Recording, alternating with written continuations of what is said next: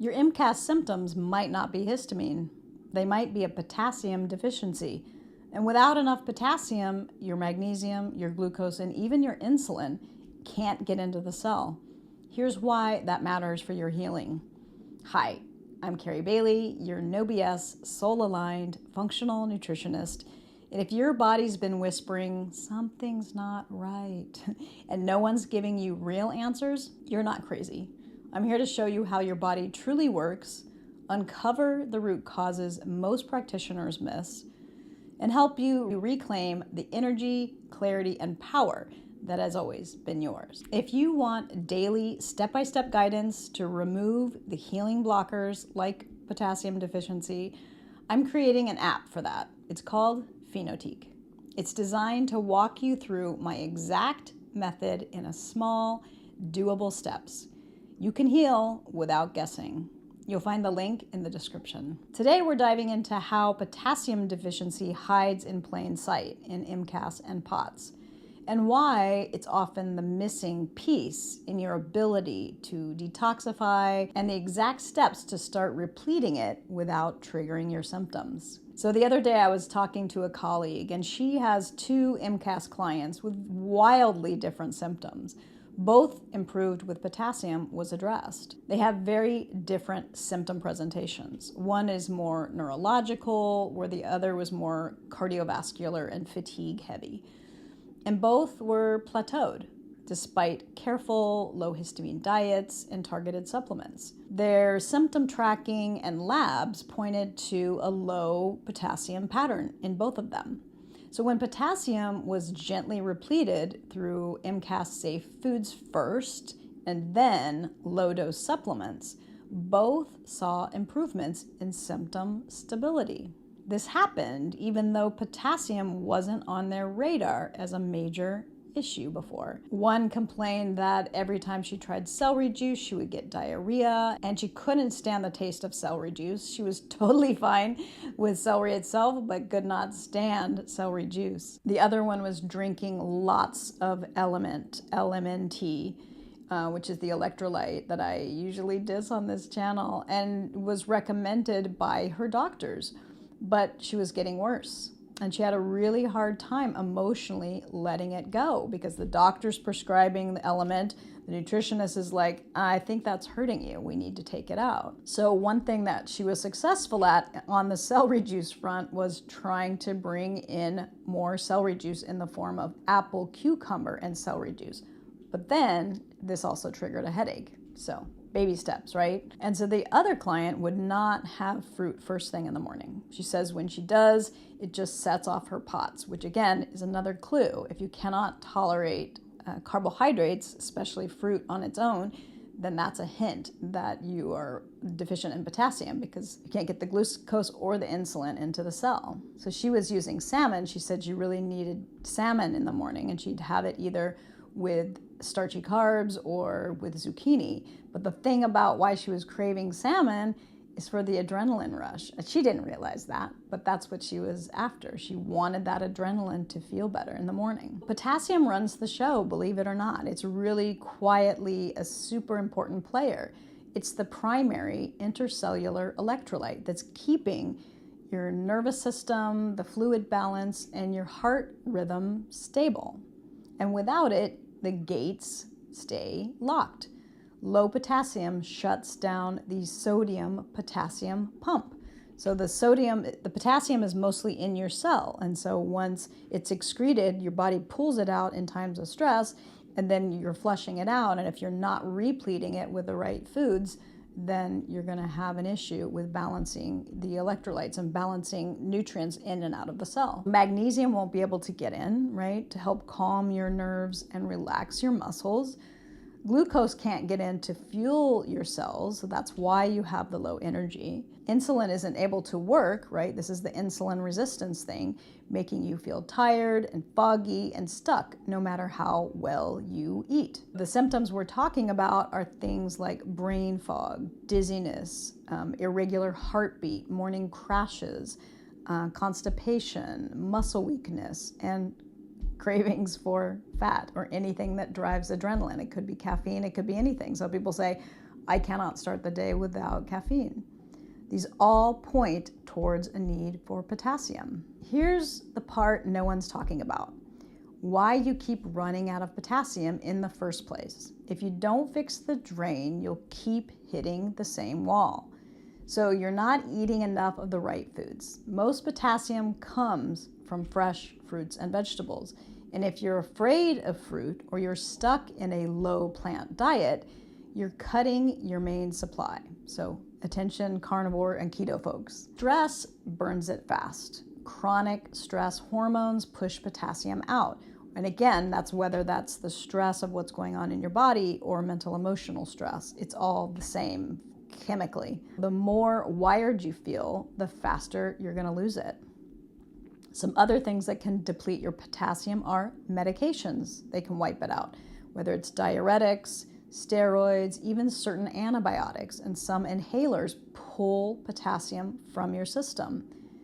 So your gut can't hold on to it. Then you're going to have diarrhea, loose stools, low stomach acid, or a damaged gut lining, all mean that there's less potassium that's going to get absorbed. And this is why people that suffer from long-term gut health issues is so problematic. Now, if you've got too much sodium without the balance of potassium, right? So if you're having, maybe you find that you don't tolerate your salt well, or if you have too much salt, you feel worse. So salt, without enough potassium, pushes potassium out of the cells and messes with your fluid balance. So it's another reason not to have excess sodium in your diet.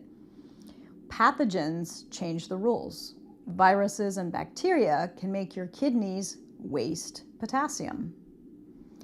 If you have blood sugar swings, these are going to rob you twice because you've got the high blood sugar, right? Your insulin spikes, and this is going to shift potassium inside the cell temporarily, but it's going to make it low in your blood and hard to measure correctly. Now, although your blood is always going to maintain a certain level of potassium, you're never going to have a super low. I mean, you might in that moment that they take the blood, that snapshot, it might be low, but otherwise your body is going to pull potassium from your muscles, from your cells to keep that bloodstream regulated.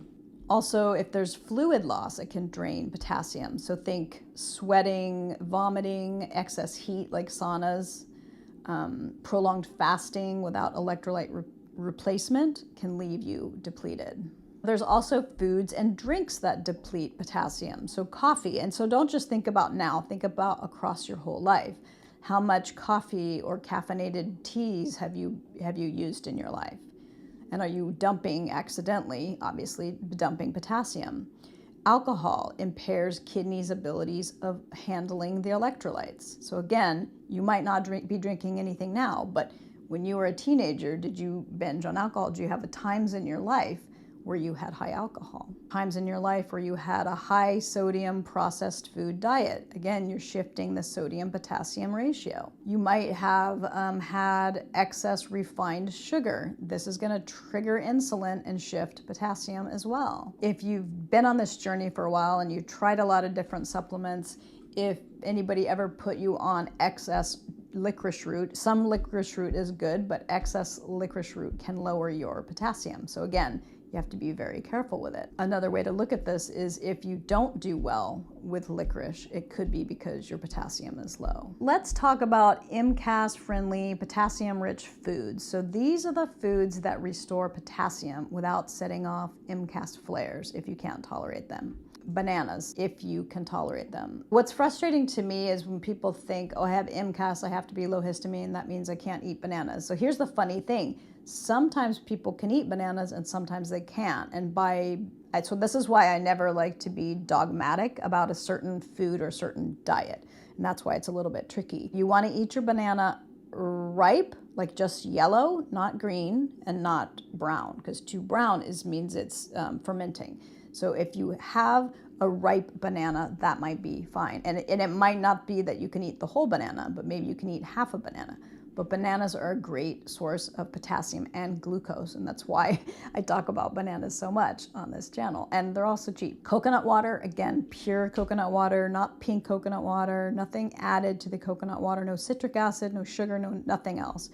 Pure coconut water, no flavors. Melons are great. So if you can tolerate cantaloupe, honeydew, watermelon, frozen, not frozen. And again, doesn't mean you have to eat a whole watermelon. Maybe you just have a bite of watermelon, a bite of honeydew. So start where you can. Potatoes and sweet potatoes are amazing source of not only potassium, but also lysine. Another one I always talk about is winter squash. Think about butternut squash, acorn squash, delicata squash. These are all great sources of glucose and potassium. Leafy greens, your spinach, butter lettuce, chard, kale, anything you like.